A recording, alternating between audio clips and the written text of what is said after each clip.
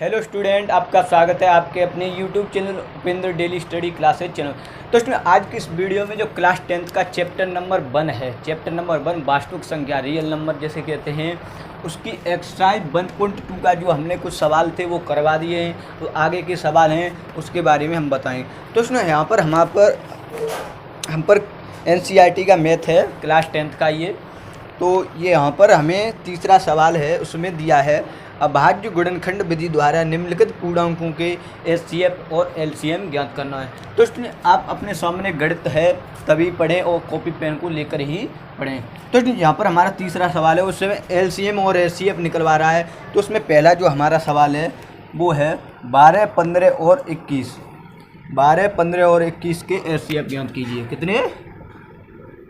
12, 15 और 21 और 21 ये HCF और LCM निकालना है। HCF और LCM। तो इसमें मैंने आपको HCF और LCM निकालना सिखाया था, उसी तरीके से निकालना है। पहले फैक्टर करते हैं हम 12 के। तो 2 से काटेंगे, 2 छिंग 12, 2 ती 6, 3 एकन 3, 2 तिया 2 छिंग 12। सही है, यहाँ पर देख लेना है, गलत नहीं हो जाएगा यहाँ पर। 2 छिंग 12, 2 को काटेंगे फिर 3 2 से काटेंगे 3 बार, 2 ती 6, 3 एकन 3। तो यहाँ पर ये हमारा कट गया। अब काटते हैं 15 को। तो 15 को 2 से तो कटेगा नहीं, 15 मैंने आपको बताया था। तो 3 के पहाड़े में आता है तो 5, 15, 5 एकन 5। जब तक एक नहीं आ जाता है तब तक काटते रहते हैं। तो 21। तो यहाँ पर 21 भी नहीं कटेगा, 2 से 3 से ही कटेगा, तिसक के 21, 7 एकन 7। तो यहाँ पर लिख लेंगे। कैसे लिखना है आप देखिए, लिखने का तरीका देखिए, कभी गलत नहीं होगा। 12। तो ये 12 के हमने यहाँ पर किए तो क्या निकल के आए हैं? 2 गुणा 2 गुणा 3। यहाँ पर लिख सकते हैं 2 गुणा 3। अब लिखेंगे 15 के। 15 के क्या निकल के आए? 3 और 5, 3 और 5। अब निकला है 21 की। सबका इकट्ठा निकलना है HCF और LCM। 3 गुणा 7। तो यहाँ पर देख सकते हैं, इसमें भी 3 है, यहाँ पर भी 3 है, यहाँ पर भी 3 है और यहाँ पर भी 3 है। इसका मतलब तीनों में यहाँ पर हमें ये 3 है, वो क्या है? कॉमन मिल रहा है, दिख रहा हुआ है। तो HCF जो कॉमन मिलता है वही HCF हो जाता है। LCM निकालने के लिए मैंने आपको बताया था, LCM निकालने को बताया था, जो कॉमन मिलता है, क्या जो संख्या कॉमन मिलती है। ऐसे हमें 3 कॉमन मिला है तो इसे लिख लेते हैं। अब 3 नहीं ये लेने हैं, नहीं ये, अब बचे हैं 100 लेना है, वो संख्या लेनी है। तो 2 और 2 लेना है यहाँ पर, 2 गुणा 2। यहाँ पर 5 और 7, 5 और 7। तो हम कर सकते हैं ऐसे करके, 3 दूनी 6, 6 दूनी 12, 12 पन 60। तो 60 का गुणा 7 में करेंगे 420 आ जाएगा। तो हमारा LCM है वो 420 आ जाएगा। कितना आ जाएगा? 420 आ जाएगा। तो यहाँ पर हमारा पहला सवाल हो गया है। अब देखते हैं दूसरे सवाल की तरफ। क्या देखते हैं? दूसरे सवाल। तो दूसरा हमारा क्वेश्चन है 17, 23 और 29 के HCF ज्ञात कीजिए। दूसरा है 17, 23 और 29 के HCF और LCM ज्ञात कीजिए। तो इसमें यहाँ पर 17, 23, 29 का HCF निकालना है। तो इसमें यहाँ पर 17 को देख सकते हैं। 17 कोई ऐसी संख्या नहीं है 17 से छोटी कि 17 को काट सके। तो 17 का 17 ही कटेंगे, 17 का 17 से ही कटेगी। 17 संख्या जो है वो 17 से ही कटेगी एक बार। अब आता है हमारा 23। तो 23 भी कोई ऐसी संख्या नहीं है 23 को काट दे। तो 23 से ही कटेगी और 29 से ही कटेगी। तो यहाँ पर ऐसी कोई संख्या नहीं है तो वो आपको काट सकते। तो यहाँ पर HCF लिख सकते हैं, यहाँ पर देख सकते हैं। यहाँ पर ऐसे नहीं, आपको ऐसे लिखना है 17 बराबर 17 गुणा 1। यहाँ पर 1 को 1 से कटेगा तभी 1 आएगा, 1 लिख लेते हैं। 23 बराबर 23 गुणा 1, 29 बराबर 29 गुणा 1। 29 का गुणा 29 में करेंगे तभी तो 29 होगा। 17 गुणा तो 17, 17 ही तो है। तो आप स्टूडेंट आपको दिख रहा होगा इसमें से कॉमन क्या मिल रहा है, हमें इसमें से कॉमन क्या मिल रहा है, 1 मिल रहा है। तो जो हमारा HCF है वो 1 हो जाएगा। और LCM इसमें मैंने बताया था जो कॉमन मिलता है उसे लिख लेते हैं, उससे कोई फर्क नहीं पड़ेगा। 1 गुणा कर लेंगे, 17 23 गुणा 29 करेंगे, 17 गुणा 23 मल्टीप्लाई 29 करेंगे तो जो हमारा निकल के आएगा वो इस तरह से आएगा 11 33 9। तो हमारा जो HCF होगा वो इतना होगा 11,339। तो इसमें HCF होगा वो 1 होगा, LCM होगा वो 11,339 होगा। तो यहाँ पर इस तरीके से निकाल लें। तो इसमें यहाँ पर इसमें तीसरा सवाल है 8 और 9 और 25 का निकालना है, उसको आपको स्वयं ही करना है, उसमें कोई नहीं है। ऐसे इस तरीके से जिस तरीके से मैंने बताया उसी तरीके से आपको करना है। तो इसमें चलते हैं अगले सवाल की तरफ। तो इसमें अभी तक वीडियो को लाइक नहीं किया तो यार वीडियो को लाइक कर दिया करो, डिसलाइक मत किया करो, पहले देख लिया करो तभी डिसलाइक किया करो, अच्छी नहीं लगे तभी यार डिसलाइक कर देते हो ऐसे ही। तो इसमें यहाँ पर हमारा जो 4 नंबर पर सवाल है, 4 नंबर पर वो कह रहा है HCF 306 और 657 बराबर 9 दिया है। क्या दिया है, 306 और कितना है 657 के HCF कितना दिया है, 9 दिया है, 9 दिया है। LCM 306 और 57 मतलब HCF है इसका, तो यहाँ पर लिख सकते हैं HCF बराबर 9, LCM निकालना है।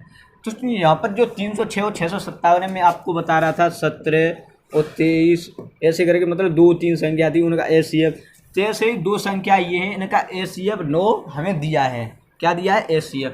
LCM निकालना है। तो LCM निकालने के लिए मैंने आपको एक सूत्र बताया था, ध्यान रखना है। सूत्र पहली संख्या गुणा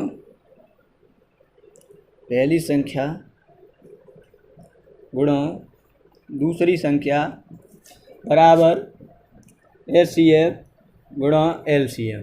तो पहली संख्या गुणा दूसरी संख्या बराबर HCF गुणा LCM, यहाँ पर मल्टीप्लाई आया। तो इसलिए पहली संख्या है वो हमारी 306 है। क्या है, 306 गुणा 657 बराबर HCF 9 है, LCM हमें निकालना है। तो इसमें 306 को जब इधर लाएंगे तो ये बट्टे में संख्या आ जाएगी इस तरीके से, 306 गुणा 657 बट्टे 9।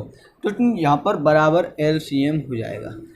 तो ये वाली संख्या है, जब बराबर वाली संख्या को बराबर में इधर लाते हैं तो ये माइनस में आ जाएगी, ये गुणा में सीधी आ जाएगी। अगर आपको इधर लानी तो वैसे माइनस की हो जाती, तो ये हो सकता है।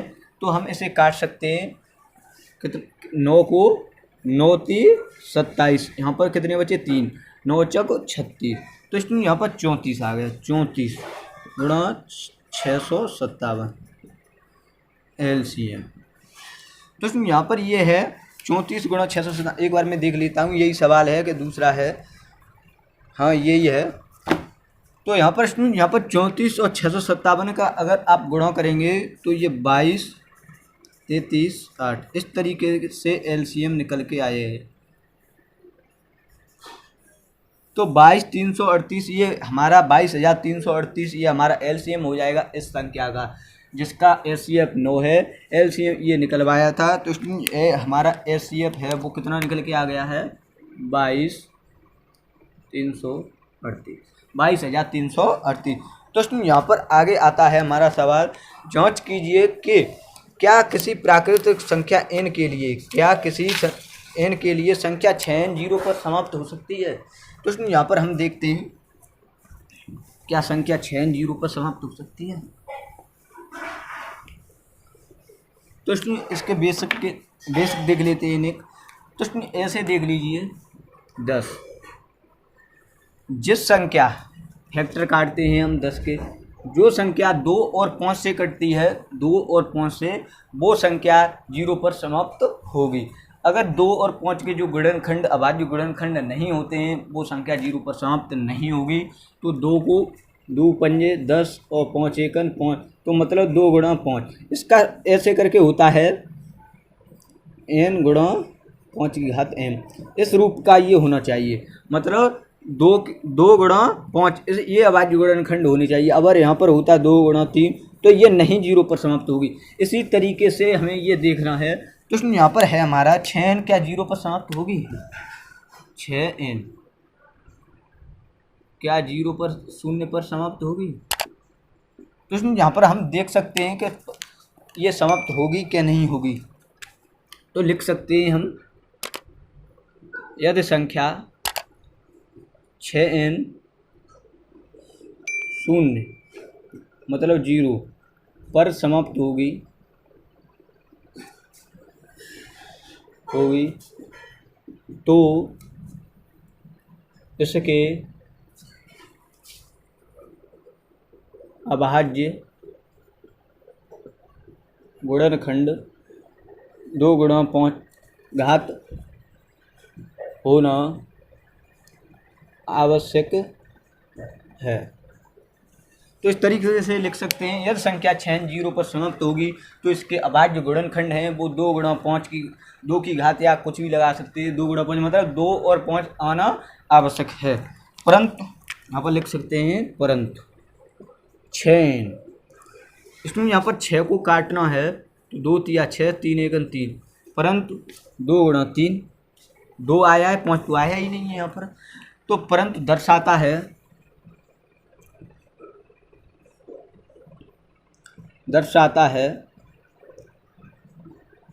क्या दर्शाता है कि 6n संख्या के अभाज्य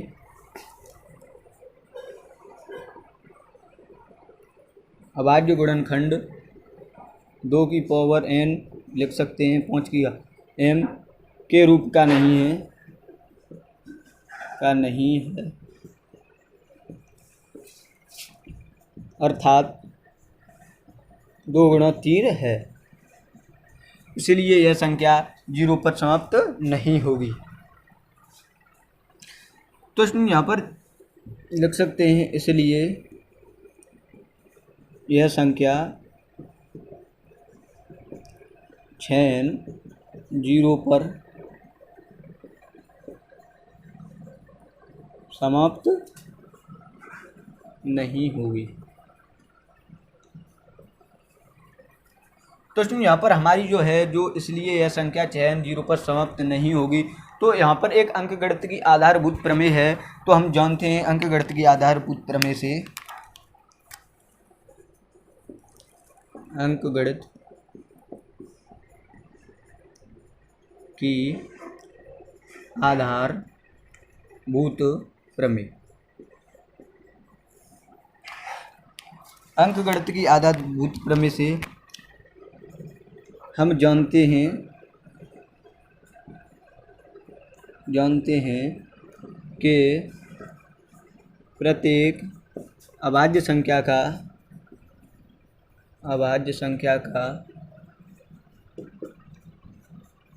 गुणनखंड अद्वितीय हल होता है।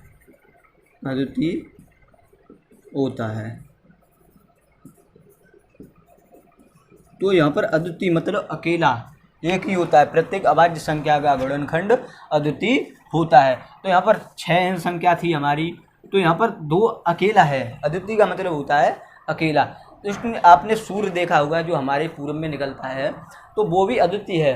क्या सूर्य आपने कहीं 2-3 देखे हैं? एक ही दिखाई देता है, सबको दिखाई देता है, पूरे ब्रह्मांड में एक ही यहाँ पर जो हमें दिखाई देता है एक ही सूर्य है। तो यहाँ पर ये अद्वितीय है। इसी तरीके से यहाँ पर 2 अद्वितीय है, यहाँ पर ये अद्वितीय है क्योंकि एक ही है। 3 भी अद्वितीय है। प्रत्येक अभाज्य संख्या का गुणनखंड क्या होता है? अद्वितीय होता है। तो इसमें आज की इस वीडियो में मैंने आपको ये सवाल करवा दिया है। इसमें 2 सवाल और रह गए हैं, वो आपको अगली वीडियो में मिलेंगे। आप पहले इस वीडियो को अच्छी तरह से देखिए, पिछले वाली वीडियो नहीं देखिए तो पहले उसी वाले वीडियो को देख लीजिए। तो इसमें आपने अभी तक वीडियो को लाइक नहीं किया तो यार वीडियो को लाइक तो कर दिया करो। अगर चैनल को सब्सक्राइब नहीं किया है तो नीचे वाले बेल आइकन को बटन दबाकर चैनल को सब्सक्राइब कर लीजिए और बेल आइकन को प्रेस कर लीजिए, जिससे कि हम कोई भी नई वीडियो अपलोड करें आपको सबसे पहले मिल सके। तो इसमें मिलते हैं अगली वीडियो में। जय हिंद, जय भारत।